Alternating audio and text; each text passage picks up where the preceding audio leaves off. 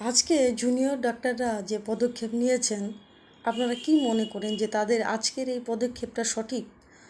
ব্যক্তিগতভাবে বলতে গেলে আমি যদি বলি যে হ্যাঁ, এখানে আলোচনার বিষয় আছে যে আমি এই কথাটি কেন বললাম।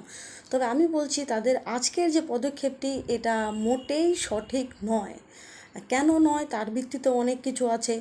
যেমন এত দিন থেকে বয়ে চলা এত কিছু যে আমরা লাইভ করব বৈঠকটি বা এটা ওটা বা আমাদের যে দাবিগুলো রয়েছে সেগুলো, তো কোথাও না কোথাও সরকারের এতদিন আন্দোলন করে এত মানুষের সাপোর্ট পেয়ে অবশেষে সরকারের কথা মতো একটা জিনিসকে মেনে নেওয়া যে না লাইভও হবে না, ভিডিও রেকর্ডিংও হবে না, এই সমস্ত কিছুতে আসা মানে সরকার কোথাও না কোথাও মানে তারা বুঝতে পারলো যে না, জুনিয়র ডাক্তারদের আর কোনো ক্ষমতা নেই, মানুষের আর কোনো ক্ষমতা নেই, কারো কিচ্ছু করার কোনো ক্ষমতা নেই। আমি যেমনভাবে চালাচ্ছিলাম তেমনই চালাবো, কিছু আশ্বাস